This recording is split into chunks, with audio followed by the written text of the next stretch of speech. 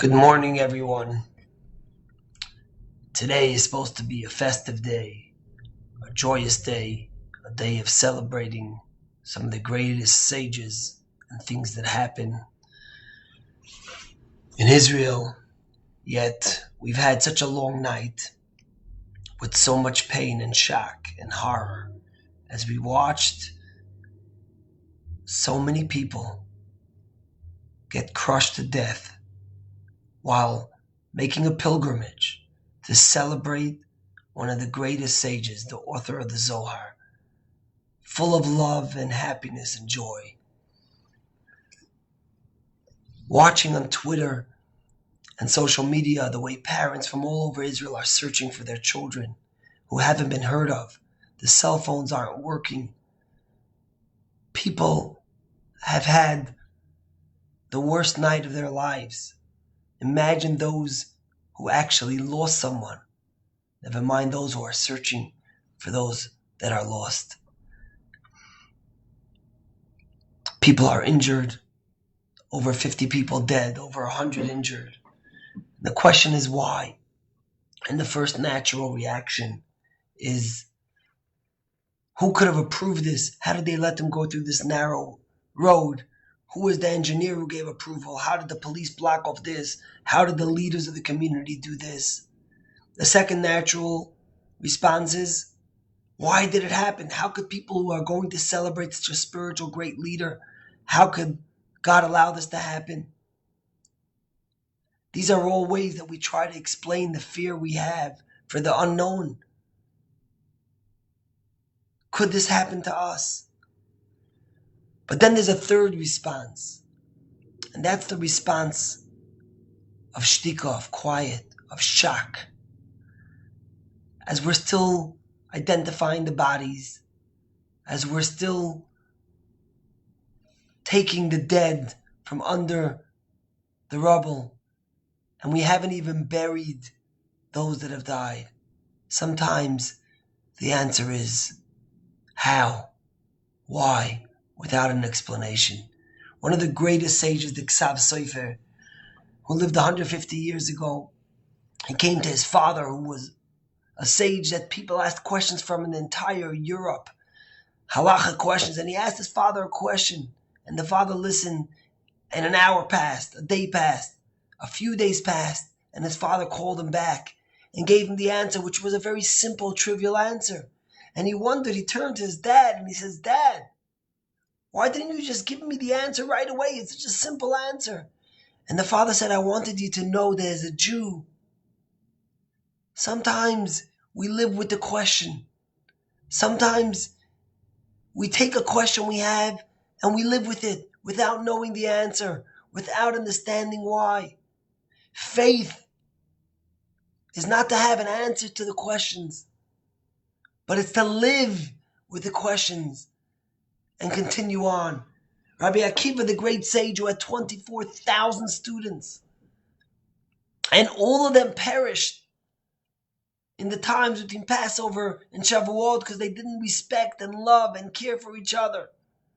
The Gemara tells us, the Talmud tells us a fascinating story, that when Moses came up to receive the Torah, he saw God was writing the letters of the Torah, and he was writing special crowns on top of some of the letters. There's 7 letters in the Torah that have crowns on them. And he said, Moses says to God, "Why are you holding back? Why are you bothering with these crowns?" And God says, "You could know there's going to be a special sage that's going to come in 1,000 years. His name is Akiva ben Yosef, and he's going to have explanations on each little note, each little tag. And for him, I'm writing." Moshe says, "Show me who he is." And God says, "Go back and you'll see." And he sees the soul of Rabbi Akiva explaining some of the depth of the Torah. And he says, "God, if that's the case, why don't you give him the Torah?" And God tells him, "Shtok, quiet. This is what I decided." So he says, "God, so what's the reward for such a great sage as Rabbi Akiva?" And then he sees that Rabbi Akiva is murdered brutally by the Romans. He says, "God, is this the Torah? And is this the reward?" And God tells him, "Shtok, quiet." The answer sometimes is the question. We don't know. We don't understand. In Exodus, Moses pleads with God, when he's having his discussion, I want to see God's face. And God says, you cannot see my face. You can only see my back.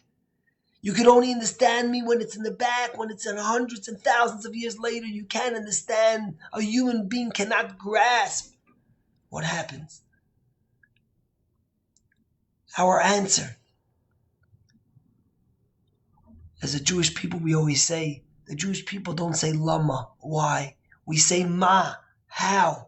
How could we change? How could we become better? What could we do to affect a positive change when we see a tragedy like this?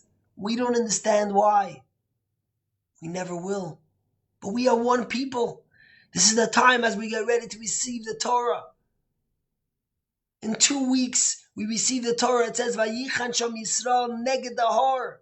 The Jews rested ki ish echad, like one person. It says it in the singular. The thing that we miss most now is unity, is community. We're so many diverse Jews with so many opinions, and we're always fighting. But as Jews, we might live in America. But when the Jews celebrate, we're there for them in their highs. We're also there for them in their lows. And these are the lows. And how do we come together to become better, to look and search in ourselves how we could become closer to someone else?